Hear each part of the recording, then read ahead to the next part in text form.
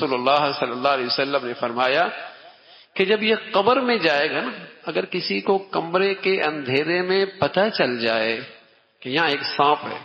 کون بہادر ہے اس رات کمرے میں رات گزار دے؟ اندھیرا بھی ہے اور پتہ ہو کہ ایک سانپ ہے، اور یہ ضروری نہیں کہ وہ ڈسے بھی صحیح، ہو سکتا ہے نہ ڈسے اور ہو سکتا ہے اس پہ حملہ آور نہ ہو، لیکن رات نہیں گزارے گا، نہیں گزارے گا۔ اور سچے نبی نے بتایا ہے جو شخص زکوٰۃ نہیں دے گا قبر کے اس اندھیرے کمرے کے اندر صرف سانپ نہیں ہوگا بلکہ گنجا ہوگا، اتنا زہریلا ہوگا کہ اس کے سر کے بال اڑ گئے ہوں گے، اور اس کے منہ کے پاس 2 نقطے ہوں گے جو اس کے اور زہریلے ہونے کی نشانی ہوں گی، اور وہ آئے گا اور اسے لپٹ جائے گا اور اس کے سامنے والے چہرے کے حصے پہ سے پکڑ کر کہے گا یہ وہ تیرا خزانہ ہوں جو جس کو تو اکٹھا کیا کرتا۔ یہ اللہ کے سچے نبی نے بتایا ہے، اور سب کچھ بتایا ہے اس امت کی خیر خواہی میں، سب کچھ بتایا ہے اس امت کی خیر خواہی میں، اس لیے کہ وہ نبی رحمت بن کے آیا ہے، اس نبی کی ساری تعلیمات اس انسانیت کے لیے رحمت ہی رحمت ہے، کہ اس سے پہلے کہ دھوکہ کھا بیٹھے اور اس سے پہلے کہ اس مصیبت سے اس کا واسطہ پڑے اپنی حفاظت کی شکل اختیار کر لے، کہ یہ دولت جسے یہ اکٹھا کیا کرتا تھا، الذی جمع مالا وعدد، جمع کر رہا ہے جمع کر رہا ہے، اور اتنی ہوس ہے روز گنتا ہے کتنے ہو گئے، روز گنتا ہے کتنے ہو گئے، الذی جمع مالا وعدد یحسب ان مالہ اخلد، ایسا دولت سے کچھ اس کا دل لگا ہے جیسا لگتا ہے یہ ہمیشہ دولت اسے ساتھ رکھے گی، کلا نہ ایسا نہیں ہو، لَيُنبَذَنَّ فِي الْحُطَمَةِ، یہ حطمہ میں ڈالا جائے گا، وَمَا أَدْرَاكَ مَا الْحُطَمَةِ، جانتے بھی ہو یہ حطمہ ہے کیا چیز، نار اللہ الموقدہ، یہ اللہ کی سلگائی ہوئی آگ ہے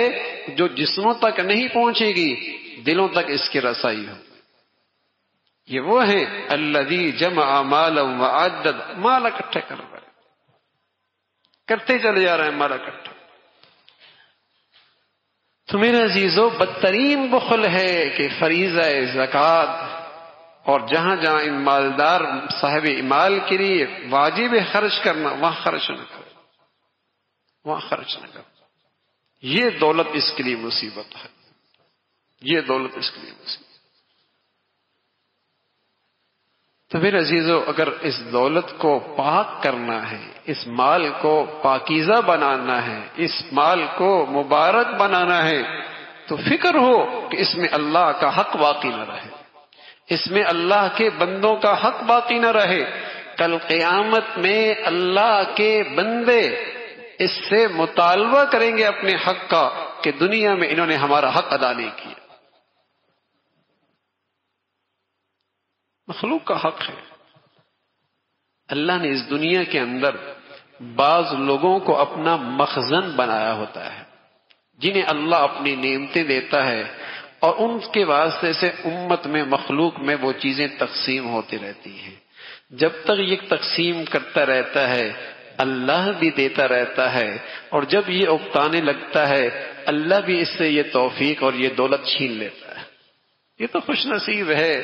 اللہ نے اسے اپنا خزانہ بنایا ہوا ہے اور اسے دے رہا ہے اور اس کے ہاتھ سے تقسیم کروا رہا ہے تو اللہ کا، اور اللہ اس کے ہاتھ سے تقسیم کرا کے اسے نوازنا چاہتا ہے، جب تک تقسیم کرتا رہے گا اللہ اسے اور دیتا رہے گا، جہاں اس نے تنگی اور بخل کا مظاہرہ کیا اللہ کسی اور کے حوالے کر دے گا۔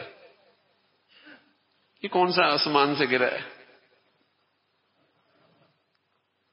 اللہ کسی اور کو دے دے گا اور اس کو یہ سعادت بخشے گا۔ تو میرے عزیزو یہ تو بہت خوش نصیبی ہوتی ہے کہ اللہ رب العزت مال دے اور پھر خرچ کرنے کی توفیق۔